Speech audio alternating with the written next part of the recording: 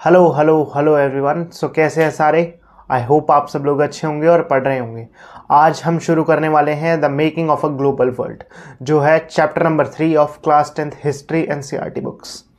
सो इस चैप्टर से आपको फ्री के नंबर मिलने वाले हैं इस साल 2025 वाले पेपर की बात कर रहा हूँ मैं, क्योंकि सिर्फ इस चैप्टर से 3 टॉपिक्स आएंगे, 3 छोटे छोटे पैराग्राफ हैं, उन्हीं में से क्वेश्चन आएगा। तो 5 नंबर का एक क्वेश्चन आ जाएगा इसमें से। तो इसमें स्कोर करना बहुत ही ज़्यादा आसान है, बस इन 3 पैराग्राफ्स को आप ध्यान से पढ़ लीजिएगा। सो जब हम ये चैप्टर का टॉपिक देखते हैं the making of global world, इसके अंदर एक वर्ड आता है ग्लोबल, ग्लोबल या ग्लोबलाइजेशन।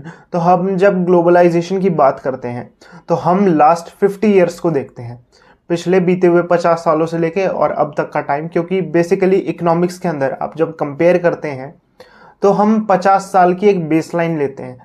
वही चीज़ हम यहाँ देखें तो हमें 50 साल में बहुत ये वर्ड सुनने को मिला है, ग्लोबलाइजेशन। तो ग्लोबलाइजेशन आखिर होता क्या है? फॉर एग्जाम्पल, आप यहाँ से उठकर बाहर जाते हैं, ऑस्ट्रेलिया जाते हैं, यूएसए जाते हैं, कनाडा जाते हैं पढ़ने के लिए। So you are a part of globalization. दूसरी तरफ अगर आप यहाँ से कोई चीज़ मंगाते हैं, फॉर एग्जाम्पल आपने यहाँ से मिस्टर बीस्ट की चॉकलेट मंगा दी कोई, सो वो फॉरेन से आएगी, तो वो फॉरेन से यहाँ पे आएगी, you are a part of globalization. तो जब बहुत सारी कंट्रीज आपस में इंटरकनेक्टेड होती हैं और इंटरकनेक्टेड होकर हम यहाँ से उठकर वहाँ पे ट्रैवल करने जा सकें या वहाँ पे पढ़ने जा सकें, वहाँ से कोई चीज़ यहाँ मंगा सकें, तो इन सभी चीज़ों को मिलाकर हम बोलते हैं ग्लोबलाइजेशन। अब ये जो ग्लोबलाइजेशन के आपको साइंस नज़र आते हैं पिछले 50 सालों में और अब तक, तो ये सिर्फ पिछले 50 सालों से ही नहीं, उससे पहले तक एग्जिस्ट करते आए हैं। अब हमें ये पता चला है एविडेंसेस से कि एंशिएंट टाइम पे ट्रैवलर्स हो गए, ट्रेडर्स हो गए, या फिर जो भी स्पिरिचुअल प्रैक्टिस करने वाले गुरु हो गए, वो यहाँ से वहाँ ट्रैवल करते थे। जो प्रीस्ट वगैरह थे, जो स्पिरिचुअल प्रैक्टिस करते थे, वो यहाँ से वहाँ ट्रैवल करते थे अपने रिलीजन को फैलाने के पर्पस से। और जो ट्रेडर्स थे वो ट्रैवल करते थे अपनी ट्रेड यूनियन को और बढ़ाने के लिए और वास्ट लैंड में ट्रेडिंग करने के लिए अलग अलग चीज़ों की। अब कई लोग प्रोसिक्यूशन से बचने के लिए भी ट्रैवल करते थे। फॉर एग्जाम्पल, किसी को अगर एक जगह पे फांसी डिक्लेयर हो गई कि आपको इस तारीख को भाई फांसी लगेगी, तो वो क्या करता था, अपनी कंट्री से ही भाग जाता था ताकि वो जिंदा रहे। तो ट्रैवल इस बेस पे भी होता है। और जब वो ट्रैवल करते थे, अपने साथ साथ वो कोई सामान लेके जाते थे जो उनकी नेटिव कंट्री का है, अपने साथ साथ वो एक पर्टिकुलर चीज़ के बारे में नॉलेज लेकर जाते थे, और किसी दूसरी जगह जाकर जहाँ उन लोगों को नहीं पता कि ऐसा कुछ भी होता है, वहाँ पे अपनी नॉलेज को स्प्रेड करते थे, और कई बार इवन जर्म्स को भी ट्रांसफर कर देते थे। अब फॉर एग्जांपल कोविड का टाइम था कि ये वायरस चाइना से ओरिजिनेट हुआ है, तो कोई चाइना से यहाँ आया होगा। तो इसी तरीके से उस टाइम पर भी इस तरीके से ट्रांसफर्स होते थे, फिर चाहे वो जर्म्स का ट्रांसफ़र हो, चाहे वो स्पिरिचुअल प्रैक्टिसेस का ट्रांसफ़र हो, फिर चाहे वो गुड्स का ट्रांसफ़र हो, मनी का ट्रांसफ़र हो, तो ट्रांसफॉर्मेशन चलती रहती है, और इसी ट्रांसफॉर्मेशन को हम ग्लोबलाइजेशन बोलते हैं। अगर हम सबसे पहले एविडेंस की बात करें तो 3000 BCE के अंदर हमें एविडेंस देखने को मिले हैं कि हमारी इंडस वैली सिविलाइजेशन और आज का जो ईस्ट एशिया है उनके बीच में ग्लोबलाइजेशन होती थी। वो हमें कैसे पता चला? वो हमें पता चला क्योंकि हमने ईस्ट एशिया में कुछ चीज़ें देखी, अवशेष देखे, और वही हमने इंडस वैली सिविलाइजेशन के अंदर देखे। तो हम एक अनुमान लगा सकते हैं कि भाई इंडस वैली सिविलाइजेशन से यहाँ पे चीज़ें आई होंगी। और दूसरा एविडेंस है कि मोर देन ए मिलेनिया। सो मिलेनिया होता है 1000 ईयर्स का पूरा टाइम पीरियड। उस टाइम पर कॉरीज को मनी के रूप में यूज किया जाता था। कॉरीज मतलब सी शेल्स, जो आपको सीपियां दिखती हैं छोटी छोटी, आपको समुद्र के आसपास मिल जाएंगी, और हिंदी में हम इन्हें कौड़ी बोलते हैं। तो वो यूज होते थे। आज जैसे हम मनी यूज करते हैं, उस टाइम पर कॉडीज यूज होती थी। अब हमें ये कैसे पता चला? तो मालदीव्स और चाइना और ईस्ट अफ्रीका के अंदर हमें कॉडीज देखने को मिली हैं। तो हम एक अनुमान लगा सकते हैं कि भाई इस तरीके से कहीं ना कहीं से लोग ट्रैवल होके आए होंगे इन जगह पर, और उन्होंने ये सारी चीज़ें दी होंगी। तो ये भी एक एविडेंस मिल जाता है कि ग्लोबलाइजेशन था और कई सेंचुरीज तक था। तो ये एक बेसलाइन बन गई आपकी। ये हो गया आपका प्री मॉडर्न टाइम, कि प्री मॉडर्न टाइम पहले, मॉडर्नाइजेशन से पहले बहुत पुराने टाइम में भी मॉडर्नाइजेशन थी और उसमें ऐसी ऐसी चीज़ें होती थी। सो अब हम कंटिन्यू करते हैं आगे, और आगे हम देखते हैं 1.1 सिल्क रूट के बारे में, कि सिल्क रूट क्या था और क्यों ये इतना ज़्यादा इम्पॉर्टेंट था। सो अगर हम एंशिएंट ग्लोबलाइजेशन की बात करें तो सिल्क रूट सबसे ज़्यादा एविडेंट, सबसे ज़्यादा असेंशियल और जिसके बहुत सारे एविडेंसेस मिले हैं। अब सिल्क रूट क्या था? तो सिल्क रूट एक तरीके का रूट था जो लैंड पे भी एग्जिस्ट करता था और जो सी पर भी एग्जिस्ट करता था। आप ये मान सकते हैं कि भाई लैंड पे पहले एग्जिस्ट करता होगा, लेकिन जैसे जैसे आगे टेक्नोलॉजी आई, लोगों ने शिप्स बनाने चालू किए, तो वो इवॉल्व होके सी पर भी आ गया। और सिल्क रूट एक साथ मिलकर 3 कॉन्टिनेंट्स को कनेक्ट करता था। एशिया को यूरोप के साथ कनेक्ट करता था और एशिया को ही अफ्रीका के साथ कनेक्ट करता था। तो अगर कोई आपसे पूछे कि सिल्क रूट की डेफिनेशन बताओ, तो आप ये लिख सकते हैं, a network of route both on land and on sea to connect 3 different continents together is called a silk route. और वो 3 कॉन्टिनेंट कौन से थे? अपना एशिया, यूरोप एंड अफ्रीका। और सिल्क रूट की अगर टाइमलाइन देखें कब से लेके कब तक एग्जिस्ट करता था, तो ये 2nd सेंचुरी BCE से लेकर 14th सेंचुरी AD तक एग्जिस्ट करता था। और जब तक सिल्क रूट था तब तक चाइना और इंडिया का बोलबाला बहुत ज़्यादा था। अब ऐसा मैं क्यों बोल रहा हूँ, तो पहले सिल्क रूट का मैप देख लेते हैं। सो ये है सिल्क रूट का मैप। अब इस मैप के अंदर आप देखेंगे तो चाइना से चीज़ें यहाँ से वहाँ जा रही हैं और सबसे ज़्यादा इंडियन ओशियन ही यूज़ हो रहा है। अब चाइना डायरेक्ट इंडियन ओशियन को तो यूज़ कर नहीं सकता, तो वो इंडिया से लेकर और फिर वहाँ जाता था। तो इस तरीके से मतलब एक पूरा नेटवर्क बन चुका था और ये सिस्टम काफ़ी ज़्यादा अच्छा एफिशिएंट बना रखा था। अब अगर बात करें तो सिल्क रूट का नाम सिल्क रूट ही क्यों पड़ा, तो उस टाइम पर चाइना का सिल्क बहुत ज़्यादा फेमस था। आज भी चाइना का सिल्क बहुत ज़्यादा फेमस है। जितने भी बड़े राजा महाराजा हो गए, जितने भी हाई क्लास लोग हो गए, मोस्टली राजा महाराजा ही पहनते थे, वो सिल्क के कपड़े पहनते थे। तो यूरोप के राजा महाराजा भी सिल्क के कपड़े पहने और इंडिया के भी, तो वो सब चाइना से ही मंगाते थे। तो इस रूट का नाम इसीलिए हमने सिल्क रूट रखा। इसके अलावा सिल्क रूट से और भी चीज़ें ट्रैवल होती थी यहाँ से वहाँ, एक एक करके उनके बारे में बात करते हैं। सिल्क के अलावा चाइना से पॉटरी भी जाती थी। पॉटरी वही टी सेट्स हो गए, ये सब आपने आज भी देखे होंगे। जितने भी अमीर अमीर लोग हैं उनके घर में आज भी आपको चाइनीज टी सेट्स देखने को मिल जाएंगे। सो पॉटरी बहुत ज़्यादा फेमस है चाइना की। उसके अलावा सिल्क, 2 चीज़ें हो गई। इंडिया से भी बहुत सारी चीज़ें जाती थी। 2 मेन चीज़ें हैं, कॉटन और स्पाइसेस। स्पाइसेस आपको आज भी पता है, हम आज भी स्पाइसेस के सबसे बड़े एक्सपोर्टर हैं पूरे वर्ल्ड के अंदर। और कॉटन की बात करें तो इनिशियली कॉटन जो है वो सिर्फ इंडिया में ही उगाई जाती थी। ओरिजिनल क्रॉप है वो इंडिया की ही, और कॉटन तो और भी देश उगा लेते हैं, लेकिन जो मलमल का कॉटन होता है बहुत ही चिकना होता है। आपने अगर देखा हो कॉटन की क्वालिटी, वो कॉटन सिर्फ और सिर्फ इंडिया में ही मिलता है, तो उसका एक्सपोर्ट करती थी इंडिया इस सिल्क रूट की मदद से।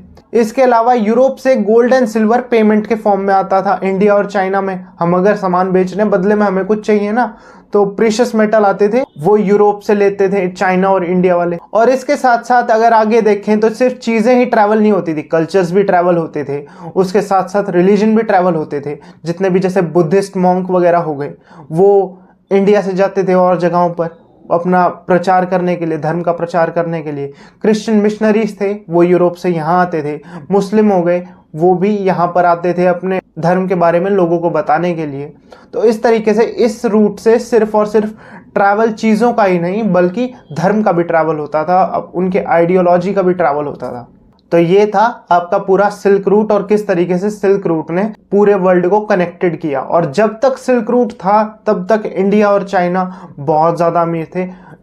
आगे जाकर सिल्क रूट जो है वो बंद हो गया। उसके बाद जो जो चीज़ें हुई, यूरोप किस तरीके से आगे आया, वो हम आगे देखेंगे। सो अब हम बात करते हैं 1.2 food travel, specially spaghetti and potato. So travellers जब भी ट्रेड करते थे, ठीक है, यहाँ से वहाँ जाते थे, लंबी लंबी जर्नी होती थी, तो अपने साथ कुछ खाना रखते थे जो अपनी वो नेटिव कंट्री से लेके आते थे।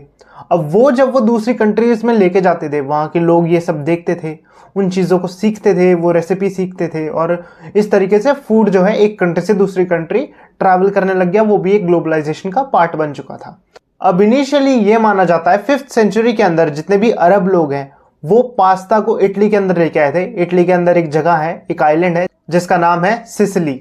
अब सिसिली के अंदर वो लेके आए और इस तरीके से पास्ता जो है वो इटली के अंदर आया। और आज हम देखते हैं तो पास्ता अगर किसी से आपसे पूछेंगे कि कहाँ से ओरिजिनेट हुआ है, तो सब लोग इटली का नाम लेते हैं। तो वो इटली से ओरिजिनेट नहीं हुआ है, वो ओरिजिनेट हुआ है अरब से। ऐसे ही एक और चीज़ हम देखें तो नूडल्स की बात करें तो ये माना जाता है नूडल्स जो है वो चाइना से वेस्ट के अंदर जब गए तो वहाँ पे जाने के बाद उनको स्पेगेटी नाम दे दिया गया। तो इस तरीके से यूरोप के अंदर आप जो स्पेगेटी देखते हैं वो ओरिजिनली चाइना से ओरिजिनेट हुई है। अब अगर हम इसी कॉन्टेक्स्ट में इंडिया के बारे में बात करें तो इंडिया के अंदर आप समोसे खाते हैं, राइट। तो समोसे जो है वो ओरिजिनली लेबनीज रेसिपी है, वो लेबनीज लोगों से आई है और यहाँ पे इतनी ज़्यादा फेमस हो गई है। फॉर एग्जाम्पल यहाँ पे मोमोज की बात करें तो मोमोज हम ओरिजिनली देखें हमें नहीं पता कहाँ से आए होंगे। अब यहाँ पे उसे मोमोज बोलते हैं, लेकिन आप यहाँ से आप हिमाचल चले जाएं, दार्जिलिंग चले जाएं, वहाँ पे वो डम्पलिंग्स हो जाएंगे, वहाँ पे उनकी शेप भी डिफरेंट होती है। तो फूड जो है वो इवॉल्व होता है, लेकिन उसका ओरिजिन कहीं और से ही हो रखा होता है। हो सकता है हम जो यहाँ नेटिव चीज़ खाते हो वो कहीं और से उठ के आई हो। इनफैक्ट लोग ये मानते हैं कि 500 साल से पहले जब ये सब कुछ नहीं था तो सोयाबीन हो गई, टमाटो, पोटैटो, मेज़ हो गए, ये सारे के सारे फूड आर्टिकल्स जो आज हम खा रहे हैं ये ओरिजिनली यहाँ की रेसिपी है ही नहीं, ये कहीं और से उठ के आए हैं और ग्लोबलाइजेशन का पार्ट बनकर ये हर एक जगह पर अपना प्लेस बना चुके हैं। और जो ये फूड का ट्रैवल है ये अमेरिका की डिस्कवरी के बाद और ज़्यादा बढ़ गया। अब जब मैं अमेरिका बोलता हूँ तो मैं सिर्फ नॉर्थ या साउथ अमेरिका को डिनोट नहीं कर रहा हूँ, मैं नॉर्थ अमेरिका को भी, साउथ अमेरिका को भी और जो करेबियन आइलैंड्स हैं उनको भी एक साथ मिलाकर अमेरिका बता रहा हूँ। जब क्रिस्टोफर कोलंबस ने अमेरिका को डिस्कवर किया उस वक्त उन्होंने देखा कि अमेरिका के अंदर तो पोटैटो की खेती बहुत ज़्यादा होती है, तो अमेरिका के अंदर से ही पोटैटो ओरिजिनेट हुआ है। तो पोटैटो की खेती ज़्यादा होती है, इस पोटैटो के चक्कर में भाई लोग मर भी गए थे। अब कैसे मरे तो वो देखते हैं। तो पोटैटो जो है वो ओरिजिनली जैसे ही अमेरिका से आया वो यहाँ वहाँ गया और देशों को पता चला कि भाई अमेरिका नाम की जगह है और वहाँ पे ऐसे ऐसे पोटैटो उगाया जाता है। तो लोगों ने यहाँ पे उगाया, आयरिश लोगों ने उगाया आयरलैंड के अंदर। लोगों ने देखा कि यार ये तो बहुत सही है, क्योंकि उस टाइम पर आयरिश लोगों के अंदर वो मीट ज़्यादा खाते, जो भी रॉयल्टी वगैरह होती थी वही मीट अफोर्ड कर सकती थी ऑफ कोर्स, क्योंकि एक तो उसके प्राइसेस बहुत ज़्यादा हो गए, प्राइसेस होने के साथ साथ वो प्रोटीन से रिच थे, लेकिन लोग अफोर्ड ही नहीं कर सकते जब प्राइस ज़्यादा हो गए। और मेजॉरिटी ऑफ जनता भूखी इसीलिए मरती थी क्योंकि उनके पास पैसे नहीं होते थे, गरीब होते थे वो सारे के सारे। जैसे ही पोटैटो आया तो उनके लिए एक रेवोल्यूशन सा आ गया कि हाँ यार अब हम खा सकते हैं, और उन्होंने ये माना कि चलो ये गरीबों का मीट है। तो जितने भी गरीब लोग हैं उन्होंने क्या किया, अपनी सारी क्रॉप्स को निकाला और अपनी सारी लैंड को पोटैटो की खेती में इन्वेस्ट करना चालू कर दिया। अब हुआ क्या, 1840 के अंदर पोटैटोज की जितनी भी फसल है उनके अंदर लग गई बीमारी, जैसे हम बोलते हैं पोटैटो ब्लाइट, जिसकी वजह से भाई सारी की सारी फसल हो गई बर्बाद और कोई क्रॉप में इन्वेस्ट करा नहीं था। सो इसकी वजह से 1840 के अंदर 100 और थाउजेंड्स ऑफ मात्रा के अंदर जितने भी गरीब लोग हैं वो सारे मर गए ड्यू टू स्टारवेशन। तो ऐसे पोटैटो की वजह से लोगों की जान भी चली गई।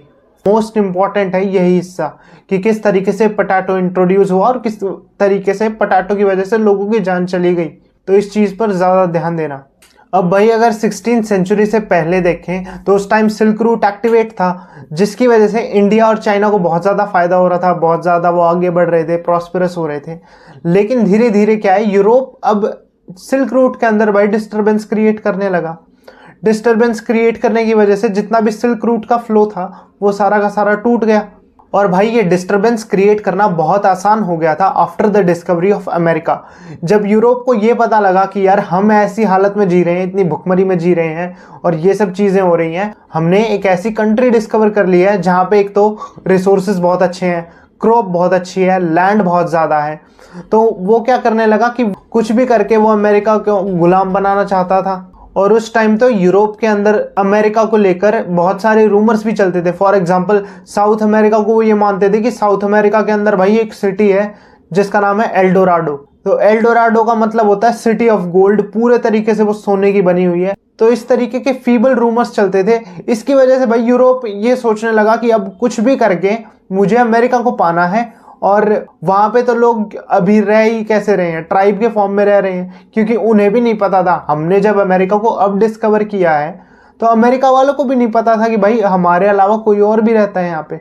तो भाई यूरोप क्या करने लग गया, यूरोप जाता था अमेरिका के पास। अमेरिका ऑब्वियसली उस टाइम पे क्योंकि ट्राइब की तरह रहता था और यूरोप के पास हो गया, गोली बारूद हो गया उसके पास, तो वो कुछ भी करके अमेरिका के पास जाता था, वहां से चीजें लूट के और यहाँ पे ले आता था, जितना भी गोल्ड हो गया, सिल्वर हो गया, ये सब लूट के और यहाँ पे लाता था और फिर एशिया के साथ ट्रेड करता था। तो इस तरीके से यूरोप जो है वो धीरे धीरे अमीर बनता चला गया और अमेरिका को बहुत सारी चीजों का सामना करना पड़ा। मिड 16th सेंचुरी के अंदर जितने भी स्पेनिश लोग हो गए और पोर्टुगल लोग हो गए, वो इन्वेड करना चाहते थे अमेरिका को।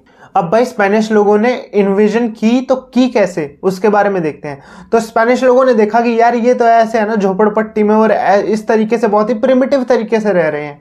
तो अगर प्रिमिटिव तरीके से रह रहे हैं और हमारे यहाँ पे देखें तो बहुत सारी ऐसी डिसीजेस आ चुकी हैं, उनके क्योर्स बन चुके हैं जो हमारे पास शायद उस टाइम पर नहीं थे। तो इन्होंने क्या किया, अपने यहाँ से किसी स्मॉल पॉक्स वाले को भेज दिया जिसको स्मॉल पॉक्स है। अब ऑब्वियसली उस टाइम पर स्मॉल पॉक्स बहुत ज़्यादा बड़ी महामारी थी, अगर आपके पास वैक्सीन ना हो उसकी। आज स्मॉल पॉक्स हमें होता नहीं है, क्यों? क्योंकि उसकी वैक्सीन बहुत पहले बन चुकी है। सो इस तरीके से भाई स्पेनिश यानी यूरोपियन लोगों ने अमेरिका को कॉन्कर किया, क्योंकि आप अगर भेज दो किसी स्मॉल पॉक्स वाले को, अब क्या है, मोस्टली जितने भी लोग हैं वो सारे के सारे जाएंगे मर, कुछ अगर थोड़े बहुत बच भी गए तो वो इतनी बड़ी आर्मी के आगे टिक नहीं सकते। और इस तरीके से यूरोप ने कॉन्कर कर लिया अमेरिका को। अब भाई यूरोप जो है वो 19th सेंचुरी तक अमेरिका पे राज करना चाहता था। अब वो ऐसा क्यों करना चाहता था, उसके बारे में कुछ कारण देखते हैं। तो सबसे पहला कारण हो गया क्राउडेड सिटीजन्स। अब यूरोप जो है वहां पे बहुत ही ज्यादा लैंडमास कम है और पॉपुलेशन बहुत है, रैपिड तरीके से बढ़ रही थी उस टाइम तक। तो हुआ क्या कि उन्हें कोई ना कोई कॉलोनी चाहिए थी, तो इस तरीके से उन्होंने अमेरिका को कॉन्कर करने की सोची। अब कॉन्कर करने के साथ साथ यूरोप के अंदर पॉवर्टी भी बहुत ज़्यादा थी। जितने भी लोग थे वो विलेजेस के अंदर काम नहीं होता था तो वो शहर आ जाते थे, वहाँ पे उन्हें काम नहीं मिलता था। यूरोप के अंदर क्योंकि लोग इस तरीके की जगह में रहते थे, बहुत ही क्राउडेड प्लेस में रहते थे, बहुत ज़्यादा सिटीजन्स का नंबर बढ़ चुका था, तो बहुत ही ज़्यादा हाइजीन की दिक्कत होने लग गई, जिसकी वजह से बहुत ही ज़्यादा डेडली डिसीजेस भी वहाँ पे स्प्रेड होने लग गई और रिलीजियस कॉन्फ्लिक्ट भी बहुत ज़्यादा होते थे। तो इन्हीं सब कारणों की वजह से यूरोप जो है वो अमेरिका को हासिल करना चाहता था कि कुछ भी करके हम अमेरिका को हासिल कर लें और फिर उसके बाद हमारा जो लैंड मास है वो और ज़्यादा बड़ा हो जाएगा, हम वहाँ पे कॉलोनाइज करते रहेंगे लोगों को और हमें रहने के लिए और जगह मिल जाएगी। और उसके बाद देखें भैया 18th सेंचुरी के अंदर तो स्लेवरी हर जगह चलती ही थी। स्लेवरी का ट्रायंगल आपको मैंने है ना उसमें भी बताया था फ्रेंच रेवोल्यूशन के अंदर। तो होता क्या है, यूरोप जो है वो अमेरिका को कॉन्कर कर लेता था। अमेरिका को कॉन्कर करने के लिए अब उसके लैंड पर काम कराने के लिए लोग चाहिए, तो वो अफ्रीका जाता था, अफ्रीका से लोगों को अमेरिका भेजता था और इस तरीके से एक पूरा ट्रायंगल चलता था और प्रॉफिट्स होते थे यूरोप के पास वापस जाते थे। तो इस तरीके से पूरा एक ट्रायंगल चलता था। एक छोटी सी लाइन दे रखी है एनसीईआरटी में, लेकिन आपको ट्रायंगल के बारे में पता होना चाहिए, क्या पता इस लाइन से भी क्वेश्चन उठकर आ जाए। लेकिन आप एक चीज याद रखिए कि इतनी सारी चीजें हम देख रहे हैं, तो सिल्क रूट का क्या हुआ? तो सिल्क रूट के खत्म होने के बाद भाई चाइना ने अपने आप को आइसोलेट कर लिया। उन्होंने सोचा कि हम अब ट्रेड वगैरह नहीं करेंगे, हमारा कल्चर बहुत ज़्यादा एक्सप्लॉइट हो रहा है, तो उन्होंने बिल्कुल आइसोलेट कर दिया अपने आप को। दूसरी तरफ हम इंडिया की बात करें तो इंडिया को कॉलोनाइज कर लिया गया बाय यूरोपियंस। सो भाई ये था छोटा सा चैप्टर और इसके अंदर ये जो कुछ 2-4 बातें थी, अगर इन्हें आप ध्यान से पढ़ लेते हैं, इन्हें ध्यान से सुन लेते हैं, तो आप कहीं ना कहीं 5 या 6 नंबर के जो क्वेश्चंस आएंगे उन्हें कर पाएंगे और इससे यही मेन क्वेश्चंस बनते हैं। अगर आपको कोई भी डाउट है तो आप कमेंट्स में लिख दीजिएगा, मैं उसे क्लियर करने की पूरी कोशिश करूंगा। और इसके बाद हम कल या परसों स्टार्ट करेंगे भाई अपना नेक्स्ट चैप्टर नंबर 4। तो उसके लिए चैनल को सब्सक्राइब कर लीजिए, वीडियो को एक लाइक कीजिए अगर आपको वीडियो अच्छी लगे। वीडियो का बेस्ट पार्ट आप लिख सकते हैं कमेंट्स के अंदर और अपने किसी दोस्त के साथ शेयर कीजिए जिसे ये चैप्टर समझ में ना आता हो या फिर आपको मेरी एक्सप्लेनेशन अच्छी लगती हो, आप चाहते हैं अगर आपके दोस्त की भी हेल्प हो जाए। मैं मिलता हूँ आपसे अगली वीडियो में। Until then, this side Sahil signing off. Thank you.